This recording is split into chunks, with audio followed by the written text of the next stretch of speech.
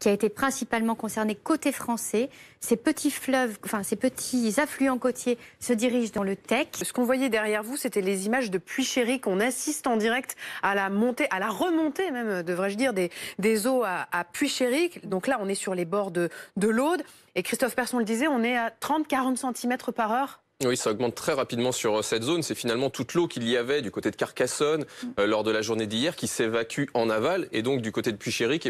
Effectivement, on atteint le plateau du pic actuellement à Puy-Chéric, 5,50 mètres, 40 cm en 1 heure et désormais ça semble se stabiliser. L'eau va peu à peu se mettre à redescendre. Ce qui est frappant ce matin, c'est que tous les habitants du village sont dehors. Ils sont en train d'observer inexorablement cette eau qui monte et du coup une dizaine de personnes a été évacuée à Puy-Chéric. Des barrières ont été installées un petit peu partout dans la ville. Les autorités qui vont rester sur le pont toute la journée évidemment. Merci beaucoup Acheté et merci à tous bien évidemment.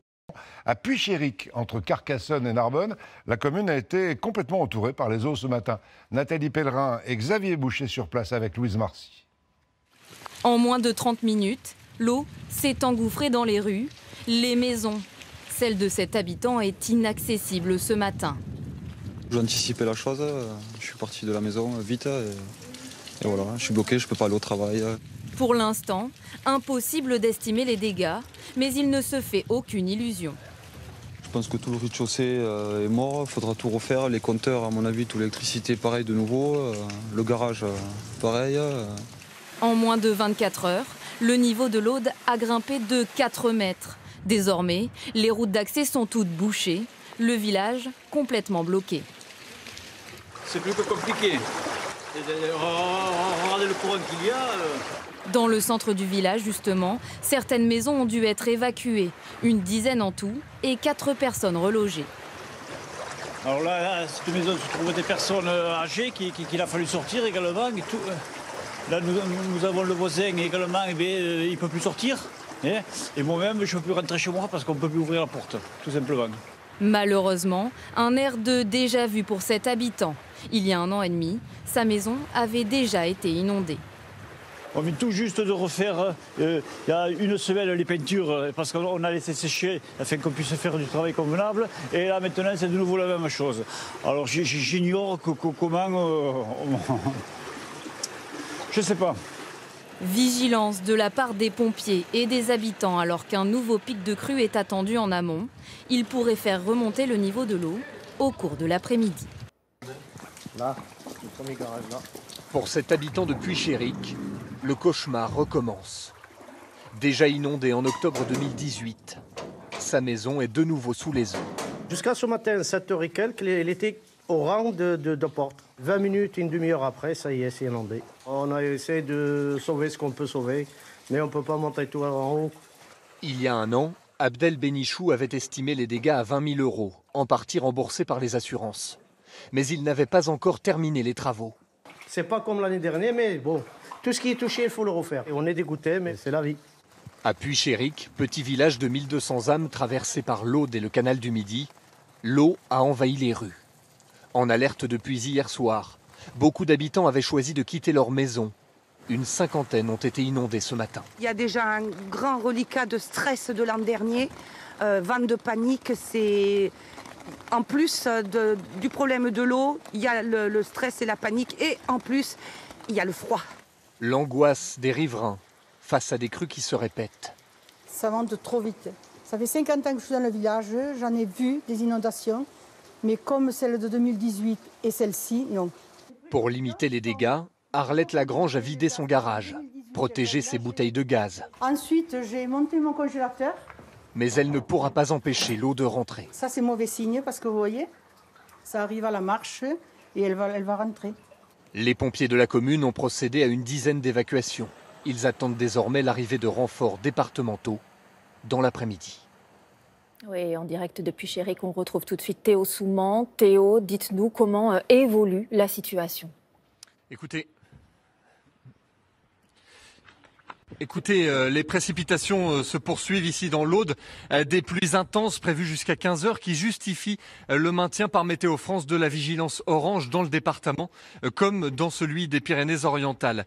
Les 200 pompiers sont appuyés par un hélicoptère pour intervenir depuis hier soir. Le niveau de l'Aude est en baisse, mais ces pluies pourraient provoquer de nouvelles inondations, notamment ici dans la partie centrale de la vallée. La préfecture rappelle donc toutes les conseils de prudence à tous les habitants. Interdiction d'emprunter les routes inondées. Les personnes évacuées ne doivent pas non plus rentrer chez elles. Toutes les écoles, les collèges restent fermés. Une vigilance totale qui devrait se prolonger au moins jusqu'à demain soir. Des routes barrées, un fleuve agité et des maisons qui prennent l'eau. À Puy-Chéric, les habitants font face à une nouvelle crue. Près de 50 logements ont été touchés. Martine Mignard est inquiète. Le 15 octobre 2018, son salon de coiffure était ravagé sous 1,50 m d'eau. Je suis restée fermée 4 mois et demi. Oui, c'est quand même beaucoup. Et j'avais pu me reconstruire et j'espère que ça ne va pas recommencer cette fois-ci parce que ça fait beaucoup. En octobre 2018, les inondations avaient été meurtrières. Le fleuve Aude avait atteint 6,64 m. C'est plus d'1 mètre par rapport à aujourd'hui. Des images marquantes. Une crue d'une rare violence. Inoubliable pour les habitants de Puy-Chéric. Pour les rassurer, le capitaine Jérôme Darcos patrouille à leur rencontre. Donc les services techniques, les services de l'État, les services routes sont sur le terrain. Et nous, on procède aux reconnaissances et on se positionne. On a positionné des véhicules pour le cas où on aurait besoin de secourir des personnes et d'extraire des personnes de véhicules isolés ou de maisons isolées. À la mairie, les agents suivent l'évolution de la crue en temps réel. Ces habitations-là sont touchées, ces habitations-là sont touchées. Ils en informent les habitants, des habitants fatigués, mais loin d'être isolés. On est habituellement beaucoup aidés par les villages voisins et par plein de gens qui vont venir nous aider. Donc on sait qu'on est soutenu et ça fait quand même du baume au cœur. Voilà. La décrue a commencé. Il va falloir maintenant déblayer. Une nouvelle page à tourner pour cette ville de 1200 habitants. Le département de l'Aude est en vigilance orange ce soir. Les sols sont gorgés d'eau. En 3 jours, il est tombé l'équivalent de 4 mois de précipitations. Alors Météo France craint de nouvelles inondations. Le fleuve Aude a atteint son pic de crue à hauteur de Limoux. Un peu plus en aval, à Trèbes, les habitants nettoient, oscillant entre découragement et philosophie. Je devais à 10 h faire la réception des travaux avec le propriétaire qui est la Fondation Abbé Pierre parce qu'on finissait les travaux des inondations il y a 2 ans. Il y a 2 ans, on avait de l'eau ici. Et là, on a eu de l'eau ici. Donc il y a des progrès. Interdiction de circuler pour tous les véhicules. Pendant plusieurs heures, les routes sont impraticables, l'accès au village totalement impossible. Et lorsque l'on demande comment s'y rendre, par le bateau ou par hélicoptère ou je ne sais pas. Apparemment, tout est barré. L'eau s'est aussi engouffrée dans le centre de Puy-Chéric, dans les rues et les maisons. Le niveau de l'Aude a grimpé de 4 mètres en moins de 24 heures. Regardez le courant qu'il y a. Les habitants ont dû rapidement évacuer. 4 personnes ont été relogées. Là, nous avons le voisin également, il ne peut plus sortir. En moins de 2 ans, c'est la seconde inondation qui touche le village, la 4e en 20 ans. Pour cet habitant, peut-être celle de trop. J'ai ma femme qui désire partir. On vient tout juste de refaire, il y a 1 semaine, les peintures, parce qu'on a laissé sécher afin qu'on puisse faire du travail convenable. Et là, maintenant, c'est de nouveau la même chose. Alors, j'ignore comment... je ne sais pas. En 2018, le niveau était monté jusqu'à 6,60 m, provoquant déjà de nombreux dégâts. Je pense que tout le rez-de-chaussée est mort, il faudra tout refaire. Les compteurs, à mon avis, toute l'électricité, pareil de nouveau. Le garage, pareil. On est entouré par de l'eau. Vous savez comment on appelle la commune ici? La Venise du Minervois. Alors, ça veut tout dire. Hein. Depuis quelques heures, l'eau s'est retirée, permettant de nouveau l'accès au village. Pour les sinistrés, il faut désormais tout nettoyer. Il reste de Gloria dans l'Aude, une boue tenace et beaucoup de déchets. Ça a cramé, ça. C'est la 2e fois en 15 mois qu'Elena Paiva est inondée. Sa maison est juste en face d'un affluent de l'Aude. C'est pas la première fois, je crois que c'est pareil. Un an et demi, nous, c'est pas différent.